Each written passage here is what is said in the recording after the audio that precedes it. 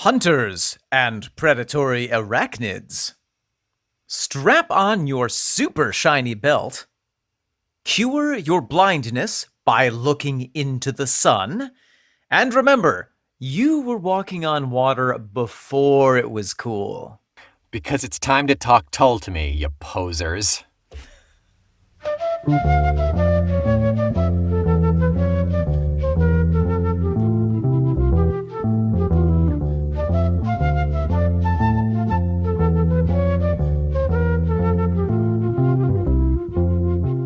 Welcome back, I am Omen Sade. And I am Nick McGill. Together we are Effectless Momes. And this is Talk Tull to Me. A mythological hunting expedition in the stellar firmament of Progrock, in which North Star Nick and Double Fish Omen will train the powerful telescopes of our imaginations on every single track that glittering Progrock band Jethro Tull ever produced. We will delight over the Canis Major moths, gawk at the Sagittarius strings section, and listen again and again to the Cygnus singles, all in the hope that the great Anderson won't wrathfully send a giant scorpion to kill us from our sins. Our sins of talking about his work. Oh, is that it? Yeah. The scorpion of his lawyers. The venom of his lawsuit. The stinger of his cease and desist letter. We could go on. It stings so bad. Hello, Omen. Hey. We are here. We are back. We are set for track number dose off of Stormwatch. We are keeping our eyes glued to the barometer. Steady on. We are just getting started. We are just rolling into album number 12, Stormwatch. But before we do that, we've got a little... Is it really 12? Are we? Is this really our dozenth album? It is our dozenth. It is our dozenth album. Wow. Yeah. That's amazing. Well, I mean, technically, I had Living in the Past as 4.5, so technically it's our 13th. But it's our baker's dozenth. It's our baker's dozenth. Before we get into the track of the day, however, yes. I want to thank Jeffy Buzz. Oh. I want to give him full credit as he is the one who told us. I always get it wrong. I was like, is it JK? Was it JK who told me to do this? It's not JK.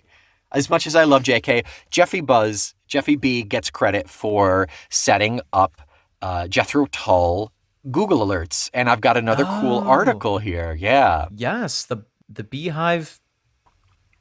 Making that sweet, sweet honey. Yeah. What's the alert? I've got an article here that says, this is how much it cost to book Pink Floyd in 1969. Oh, interesting. And there's this just a single image.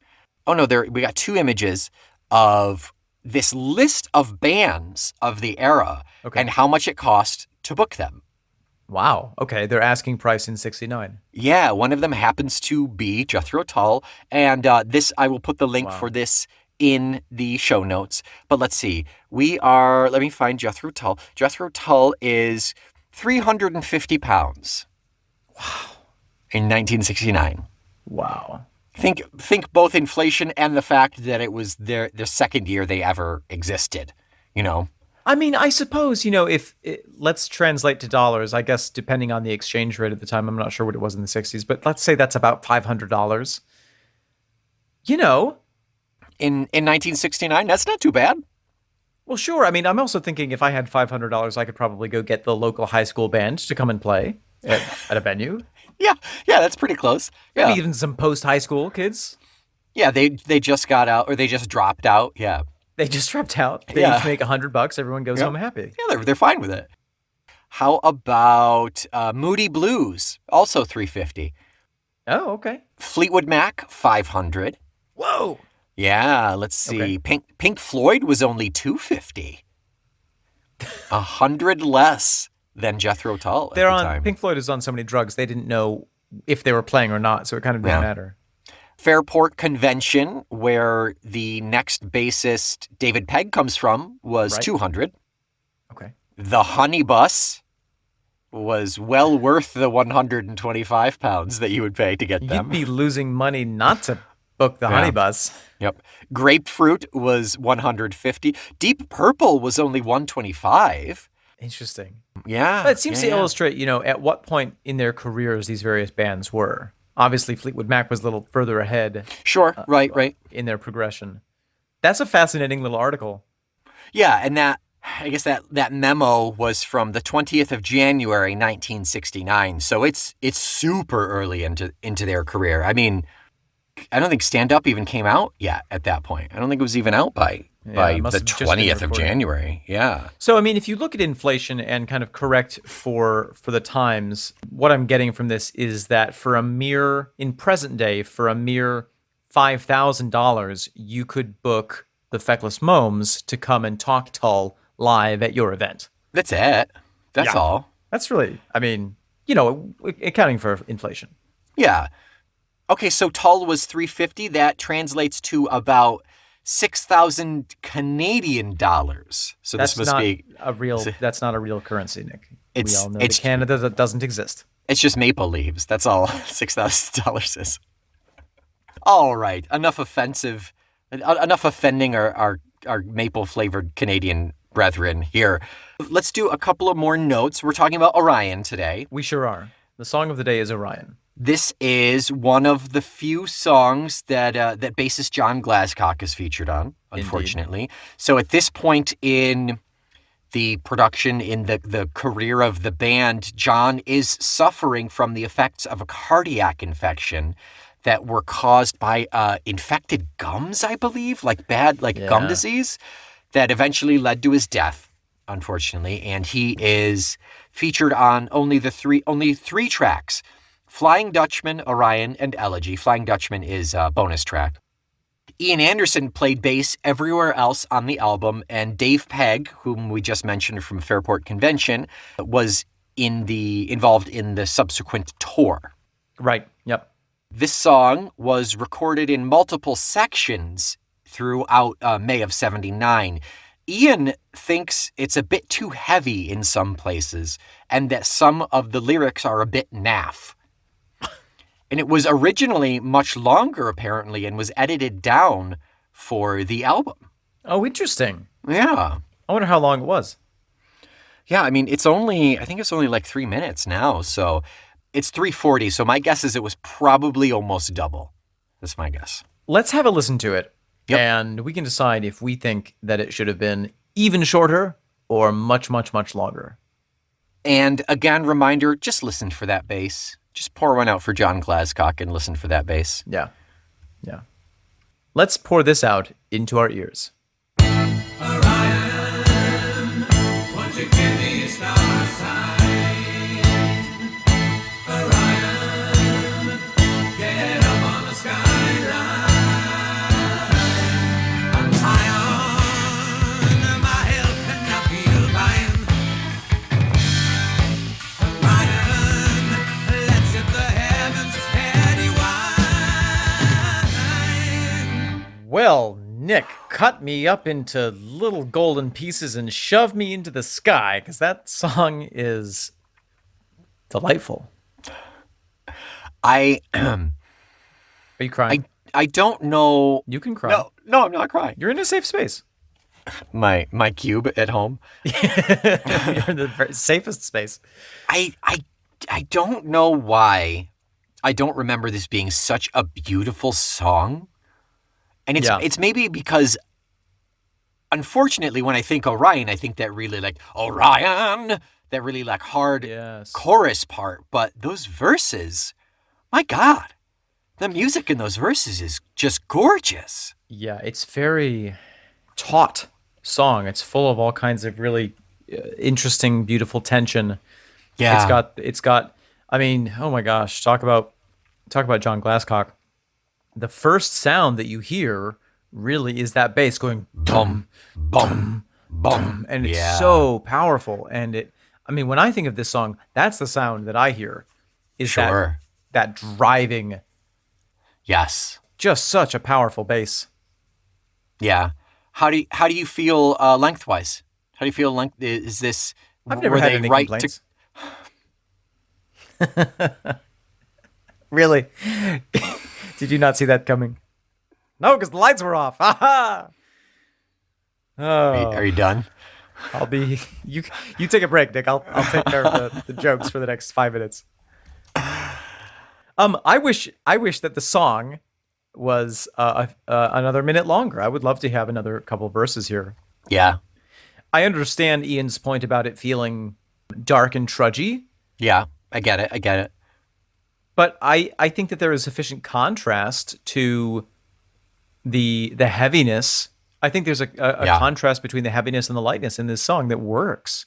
I think if we had a really nice kind of sweet bridge that Yeah, it's kept the characteristics of the verses in there, I think we could have stretched it out a little bit more. it's missing a little bit of a breakdown. Yeah, I don't think another chorus and another verse would have added to it, but if there was a break in there, especially if it was instrumental with the strings and that maybe some get some bass in there, I think it could have been really nice. Oh, and that acoustic, Ian's acoustic in this on those verses? Gosh Yeah, darn. I mean, there's nothing wrong with the song the way it is. We're No, literally, no. gilding the lily here, as it were. Yeah. Lyrically, I feel like it presents us a little bit of not an incomplete image, because the images are so clear and the kind of feeling and content is very clear, but I wouldn't mind it being elaborated on. Yes. Yeah, I think we can, let's put a pin in that. I like the idea of that discussion. Pinned. Consider it pinned. So we start out strong, like you said, with the bass. We've got Barry on just at the top of the cymbal. It's not splashy, but it's a bell every single time. It's crisp. Yeah. There's a lot of crispness in this song. Yeah. Oh my gosh. Ian's harmonies on Orion, where he goes down a little bit, Orion down, and it's got this dark where they kind of they match waves, and one goes up and one goes down. Really cool. I love his voice on just that Orion. I mean, I love the voice always, but on that Orion part, that harmony really sticks out as unique to me from what we're used to with Ian. I think that musically or sonically, it creates some harmonics, where there are sympathetic vibrations between the notes that are picked up, that kind of create a third sound that are picked up by the mic. Yeah, I think you're right. I think that this was a very calculated sound as opposed to the kind of easygoing harmonies that we normally hear from him. And I think we talked about this on North Sea Oil as well. His harmonies there are he's taken the next level on his singing here, and it's nice. Yeah, it's great. Do you want to talk about Dee's strings? Oh my gosh, yeah. I mean, starting right from the start, the violins, that violin sting of dee! Yeah. And then eventually, they just open up and do what they do best. And then, boy, does that sweep work so well when paired with John's super chunky bass. Yeah. And Barrymore beating the hell out of those drums. He's doing amazing work in this song as usual as well. Barrymore. Let's not forget Barrymore. And just thinking of it in terms of who we have on this song, it's not a super Martin-centric song. I mean, he's obviously there, but he's not ripping a lot of the melodies or the counterpoints out. That I think the strings are really taking that role with some of those gorgeous walk downs of the scales that really are, I mean, they really get you. Yeah, the fluidity and perfection of those strings always pull at my heart. The fluidity of the strings. The fluidity of the strings. On top of that, Ian's super nice, subtle acoustic in this as well. Orion, light your light, come guard the open spaces, from the black horizon to the pillow where I lie. Forgot there was any acoustic in this song, but listening to it is with the good headphones, I could really hear it forward. It's super nice. You know what has just occurred to me? What's that? The strings and the melody and the tone and Ian's delivery and his acoustic guitar on this song remind me of a song that came out much later, which is The First Snow on Brooklyn. Ooh. Now it's the first snow on Brooklyn, and my cold feet are drumming. You don't see me in the shadows from your cozy window frame. There's a similar, I mean, thematically, there's some similarities. The kind of frigidity and loneliness and tense longing and all of that. Yeah, I definitely get that. Did we talk about that one last year? No, that was Birthday Card at Christmas. Yeah. First Snow at Brooklyn, we will talk about on 12/13/2022. So you have to wait a year. It'll be for the next chunk of Christmas music. But yeah, I see that. I get it. That's a lovely song too. I love that song. Other musical things with this song. There's some really nice piano in there. That's super subtle in the back, but if you listen for it, you'll hear it. It's really, really nice.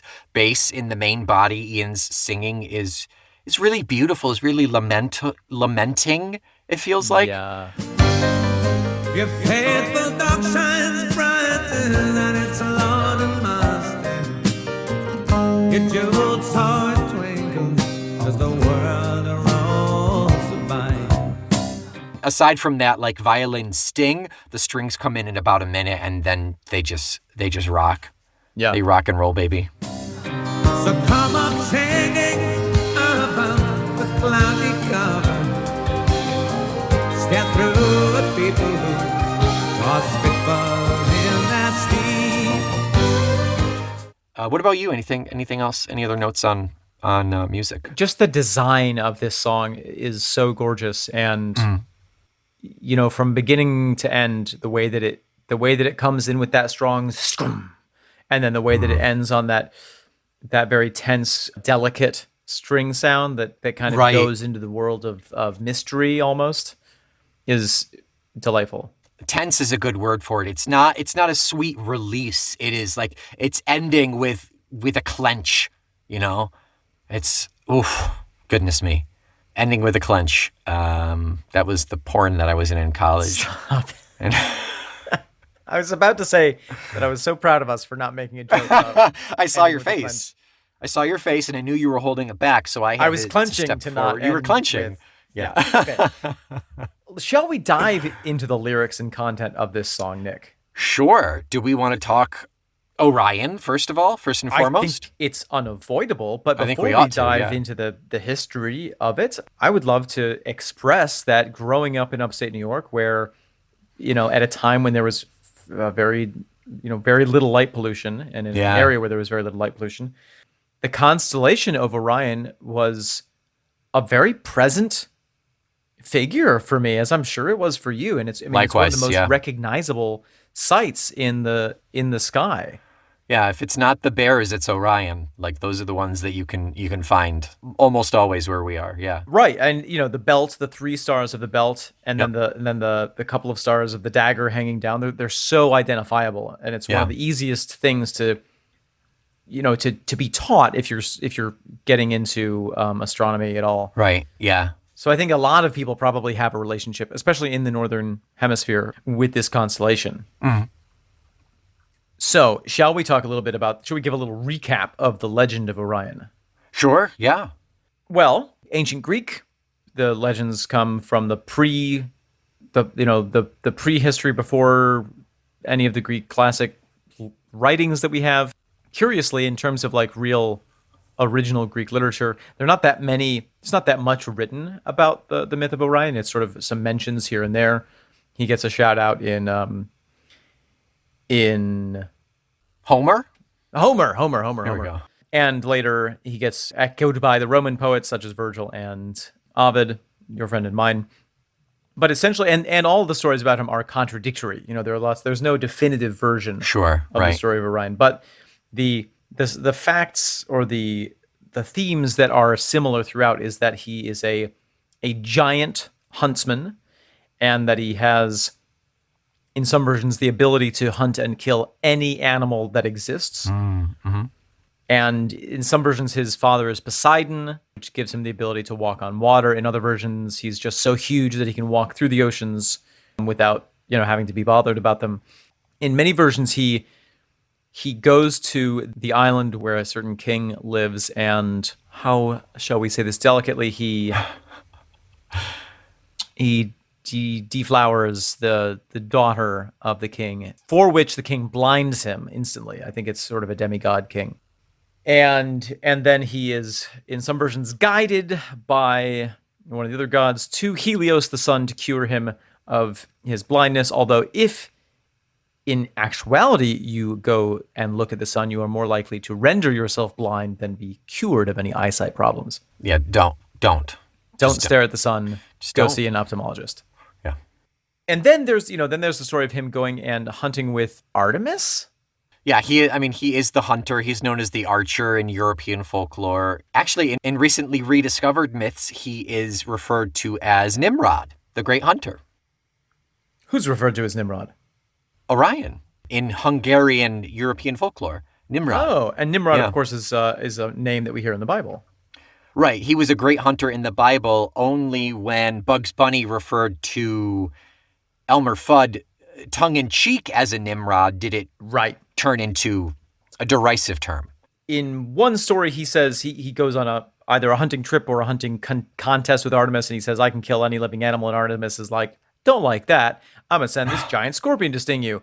And bada bing, bada boom, he gets stung, he dies. But because the gods are so into him, because he's so, hunky and strong, they make him into a constellation, whack him in the night sky. But of course, the scorpion also gets a constellation. And so as the seasons turn, the scorpion continues to chase Orion across the night sky. Now, significantly, Nick, if you want to talk about astronomy, going away from the myth itself, because we got a faulty axis and we didn't get a rebate on our planet when, before warranty ran out, the constellations change throughout the year.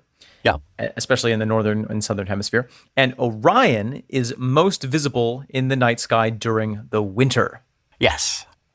And so, there is an association, which we see clearly in this song, of Orion with winter. And, part of the mythology of the astronomy is that he dies and goes into the underworld and then arises again the next year. Yeah. In terms of constellation, like you said, it's got 3 stars for the belt. It's got the dagger hanging down, or the scabbard. Sometimes it's just the scabbard because he's also holding the sword. The brightest stars are the blue-white Rigel and the red Betelgeuse that you can see in him. They make up his shoulders, I believe. Right. Very cool little connection here that I'm really tickled by is that Orion is also known for the Orionids, which are it's the meteor shower that comes when Orion first comes up into the sky. Right. It's actually due a week from now. It's due around October 20th. Oh, exciting. The parent body, where the meteors come from, is actually Halley's Comet. Halley's Comet is coming by. It's breaking off pieces. They're falling in. Really cool connection there. Mark Twain was born when Halley's Comet came around in 1909, I think. And then literally the next time Halley's Comet came around, Mark Twain died the day after. Would have been 1809 or something. Yeah, what did I say, 1909? 1909. Yeah, silly me. Oh, I'm sorry, he said that in 1909. There we go. Whoops. Yeah, he was born in 1835. 74 years later, he died in 1910. The Mark Twain connection is Mark Twain's brother was named Orion. Shut up. Orion Clements. Close your mouth and cease to speak. That's such a bad name. Like, badass name. The first and only secretary of the Nevada Territory before it became Nevada. Okay. Wow. Yeah. Wow. That's a lot. Yeah. As much as you love Charlie Chaplin, I love Mark Twain. So I had to throw that in there. I support your love of Mark Twain. I think he's fantastic. Oh, he's brilliant. Absolutely brilliant. Speaking of stars and the lyrics, there are some specific references to the astronomy aspect in the song. Mm-hmm. If we kind of track through them, your faithful dog shines brighter than its lord and master. Your faithful dog shines brighter than its lord and master. That, of course, refers to the dog, or the star, Sirius. Mm-hmm. The dog. Is Sirius part of, or is Sirius right to the side, right next to? Yeah. Okay. Yeah, like a faithful dog with master. Yep. But is a brighter star than anything in the Orion constellation. Mm-hmm. Your jeweled sword twinkles as the world rolls by. Your His jeweled sword twinkles as the world rolls by. Fun fact about the jeweled sword, the bodies that make up that, some of them are not stars, but are in fact star clusters and nebulae. So that's what gives it this sort of iridescent, almost, twinkly kind of property, because it's not individual stars like the bell. It's sort of made up of more smaller points of light. So they are all kind of coming to us at the same time, but at different rates. So that's where we get the twinkle, is sometimes they're not one right after the other. So it's a straight line of light. There's the brief moment of the light stopping. That's where the twinkle comes from. That or some other kind of sciencey or that stuff. too. Yeah. And then we have, of course, all of the references to the cold referencing the winter. So, Nick, why don't we jump into the lyrics and just start hacking through them as if they are a menagerie and we are senseless killers? Yeah, I think that's probably the best way to do it. Yeah. Orion, won't you give me your star sign? Orion, get up on the skyline. Orion, won't you give me a star sign? Orion, get up on the skyline. Well, if we start with the beginning, won't you give me your star sign, get up on the skyline? I mean, that sort of, to me, speaks of the fact that Orion rises throughout the year. Yeah. That makes me feel like he's looking forward to the winter almost. Give me, Absolutely. Please come. Please give me your star sign. Yeah. Yeah. And, maybe this was because I was a lonely kid, but I always felt in the winter, seeing that constellation up there, I always felt comforted by it in a way.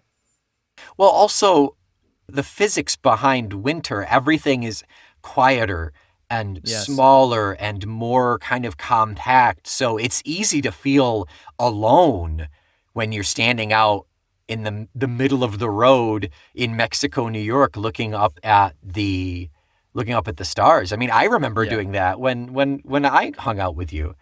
Yeah. I remember we would be outside and look up at the stars, or I would take a phone call and I got no service in your house, so I had to go out and walk around in the street and I would be looking up at the stars. And even though there were like streetlights around, it was a dinky little town, so there wasn't that much light pollution. So if we were out further in the country at the cabin, it was even clearer. Yeah. I really love the line, come guard the open spaces from the black horizon to the pillow where I lie. Orion, light your light, come guard the open spaces from the black horizon to the pillow where I lie. There's almost this sense of, that there's so much darkness filling up the world, but, I know that there's this heavenly body that's going to watch over me in a sense. It's almost like Ian is approaching deism, the belief that there is divinity, but... Right. There's a dependency here or an admiration, at least. I guess so, but to me it feels like this is an imperative. He is demanding this. It's not would you please, it's do this for me. I would call that a supplication. Sure. Oh yeah. That's the old-fashioned That's the way to do it, yeah. To the gods. Kind of a demand of sorts. Yeah, you're right. Please. You're right, but I feel like there's a dependence here, which then makes me feel like we're seeing a little bit of weakness, of tenderness from Ian, that we can see him in terms of needing this to sleep comfortably, with this to the pillow where I lie. So there's a fascinating aspect of this song that it seems to flip in between two things. One is that supplication, that plea to the stars to please comfort me in this darkness. And then the flip side is almost the observation where you pull back and you're observing the street scene almost from the view of the stars. Yes. Yeah. Very good. I know you're watching as the old gent by the station scuffs his toes on old fag packets lying in the street.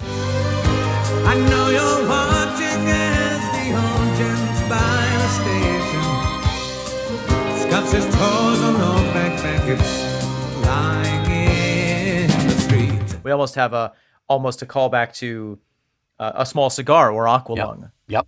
Yeah. That you're viewing from a distance this strange figure who's outside of society, who needs taken care of. who's out walking the streets at night, because he has no cold. place to go in the cold. Instead of the dog ends, it's the packets. But Right, we still get that imagery. Yeah. And silver shadows flick across the closing bistro. Sweet waiters link their arms and patter down the street. Oh, I just love this. Their words lost blowing on cold winds in darkest Chelsea. Prime years fly fading with each young heart's beat. And silver shadows flick across the closing bistro. Sweet waiters link their arms and patter down the street. Their words lost blowing on cold winds in darkest Chelsea.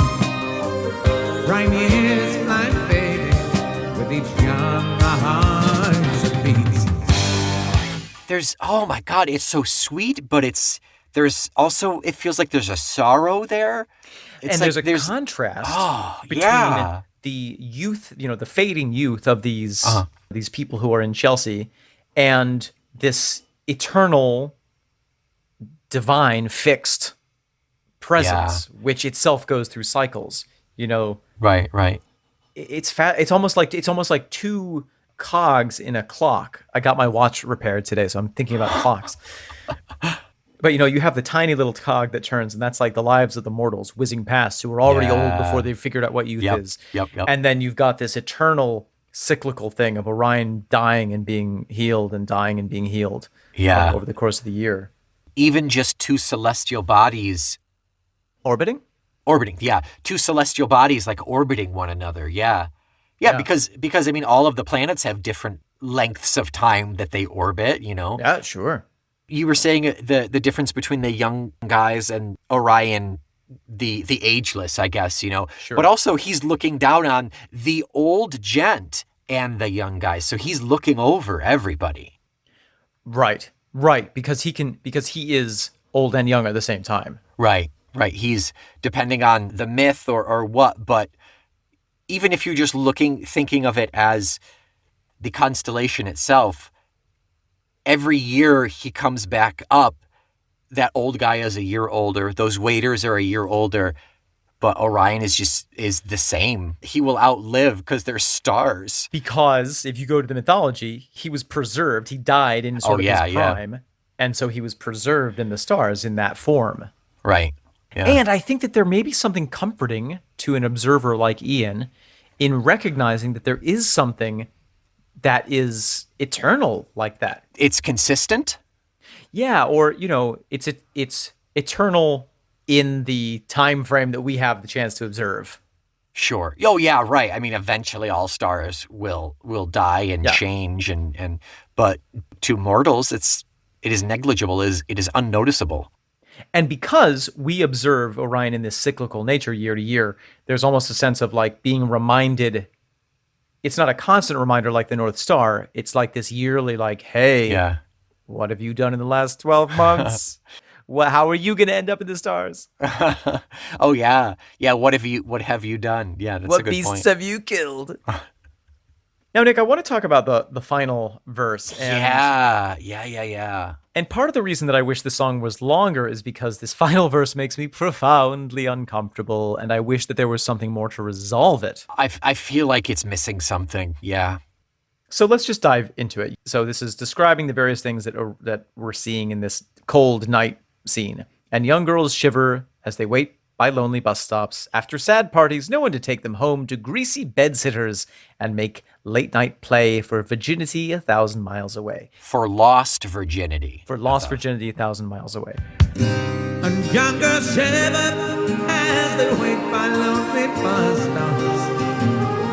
After sad parties, no one to take them home to greasy bed-sitters and make late-night play for lost virginity 1,000 miles away. So if we just take it without any judgment, the scene is clear. You have the lonely young women who didn't get what they wanted at the parties. But at the same time, we have almost a reflection. I feel like there's a resonance between the story of Orion, that there was he was responsible for the loss of virginity of this princess, this mythological princess. Okay. And then it's very not clear. Is it saying that Orion is sort of longing after this, or is Ian saying that is a story that is as old as humanity and will always keep going? It's not clear, and I wish that it was clarified in one more verse, because again, it is potentially very squeaky. Yeah, I'm trying to think of that parallel analogy of how it could be. I think it works in terms of the virginity thing, the deflowering. But is there any connection to going home unsatisfied, or going home to someone that's probably not the best person for you to be with, Well, I do think that there is a theme throughout the whole song which does connect it, which is loneliness. Yeah. Ian is finding companionship in something as warm and present as the stars themselves. But think about the sweet waiters, though. That's like a light of hope, like these two like sweet companions walking down the street, leaving their job. That's true. So it's sort of, but even that, I almost feel like that's a foil to the theme of loneliness. That you have Ian's lonely. You have the old man by the bus stop, by the train station is lonely. You have the women leaving the sad parties being lonely, and then to contrast it, we have the waiters who are kind of bubbling home, and for a moment they have real companionship, but also their youth is fading away. So it's almost saying like loneliness is part of the human experience. Like old age, it is an inevitability. Yeah, exactly. Yeah. And for Ian, the solution is find companionship or find comfort in these ancient, eternal things. In a constant. Yeah. Yeah. Huh. It's fascinating. I think this song is so gorgeous and so well written, and so, you mentioned with the strings that they don't have that resolve at the end. Yeah. And I think that is the entire song. It's sort of like, here's this incredible, powerful thing that we all in theory have access to if we can all see the sky. Right. Here's the crushing loneliness of our human existence. Yeah. And I'm not offering any solution. It's just here are these things. Right. And maybe it's like, well, this is what I do. It's not saying, hey, you do this. It's like, this is an example of where I find peace. Right. Kind is of, that yeah, well maybe no, I think you're right, because Ian says, what is it? Let us sip on heaven's heady wine. Yeah. That it's sort of, he's not cold because he has the wine of the heavens, because the cold never bothered him anyway. I'm high on your love and I feel fine. Orion, let's sip the heavens heady wine. Is it high on your love? I'm high on your love, yeah. Actually the last one is high on your love. The first one is I'm high on my hill and so I feel he climbs fine. his hill to get close to Orion, and then he's embraced by Orion's love, and he gets the wine. Wow. Okay. Nick, I'm gonna go way out into the field. Go out into space. I'm gonna blast off here. There's this something I read in one of these books written by a Buddhist monk, and he said, once I discovered the ambrosia of mindfulness, I have not experienced loneliness. Yeah. Because if you are really aware and mindful and in your real true self, you are connected to everything. And so maybe this is sort of Ian's gateway into feeling connected to the world, is to connect with something as remote as the stars. And then if you can connect with that, then he is connected to the old man, he's connected to the young women, he's connected to the waiters. Yeah, well, I mean, I think there is something to be said about connecting to something so massive, so unattainable, so unreachable, that it it does pull you away and disconnect you from the little things. Didn't we have a song like this before? I feel like there was a song that it was basically Ian being like, well, I'm detached and I'm happy because of this reason, but I'm also still observing people who are kind of stuck to the little things, who are invested in the small stuff. It's the opposite of a small cigar, because he is so dependent on those like physical, disposable things. You know what this almost reminds me of, and this is not the best comparison that I could make, but it reminds me of Hello Bird, Hello Sun. Hello, my lady. Hello, sun. Hello, bird. Hello, my lady.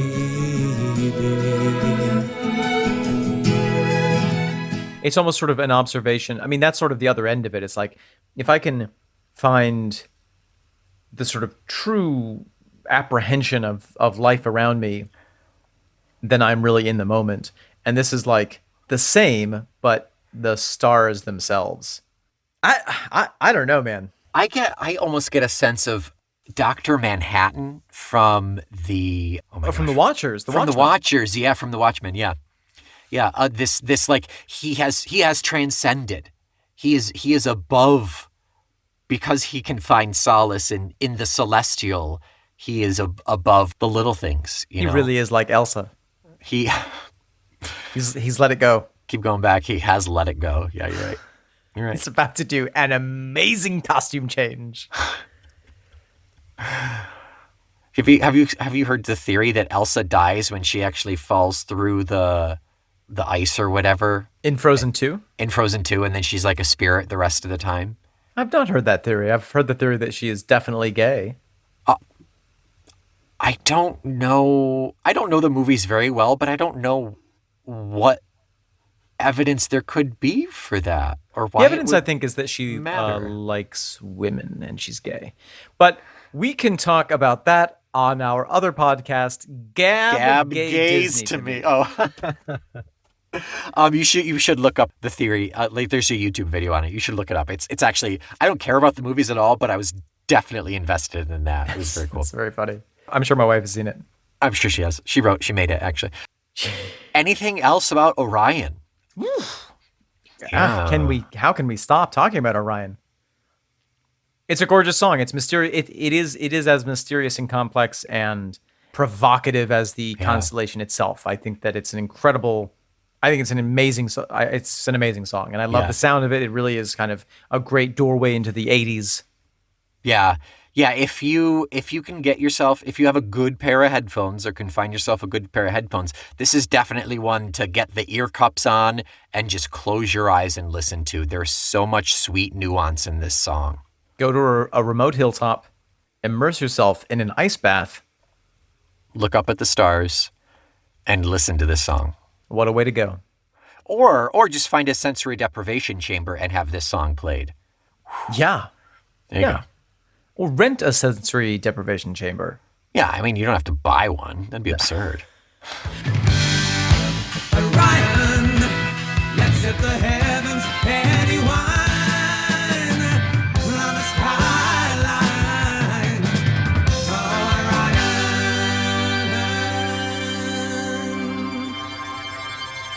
Orion. Nick, what have we the celestial pleasure of talking about next week?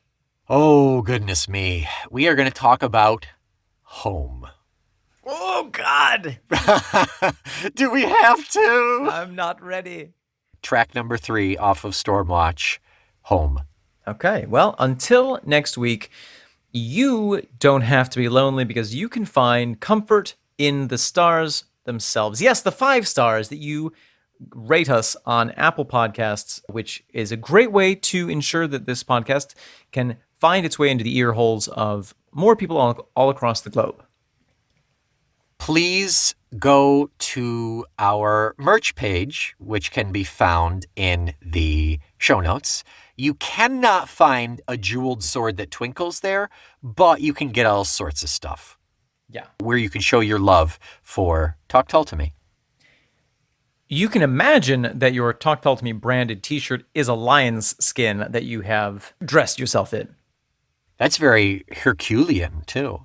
Yeah, That's, well, the he didn't Nemean lion. he didn't invent wearing a lion skin. Everybody did it back then. Fair enough. Fair enough. Until next week, I am the Starry Club bashing down on your head, Omen Sade. I am the old gent by the station, Nick McGill. We are the happy youthful waiters slapping our way down the pavement, Feckless Momes. And this is the podcast that comes up singing above the cloudy cover, Talk Tull to Me.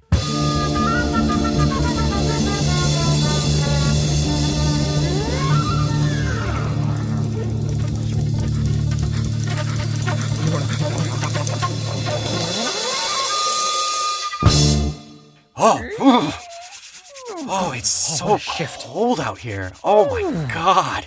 I can't believe they kept us so late. Huh? I never want to close again. Oh, give me your arm. I need warmth. Oh, I need warmth. yes, here. Huddle together. Huddle together. Oh, Lord. Look at the sky. All the It's stars. so brilliant tonight. Yeah. Wow. What's that one up there? What's that? I think we learned constellations in like 4th grade. You know, I think that is Turbius Maximus. Oh, yes. The great turbo in the sky. Yeah, that's what the poop emoji is based off of. That's right. Oh my gosh, put your scarf on. You're gonna chill here. Do you see that one with the blinking star?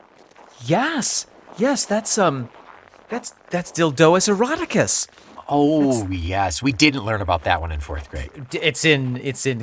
I took college astronomy. That's In 4th grade? in 4th grade. I took college astronomy. It was a mistake. It was a scheduling error.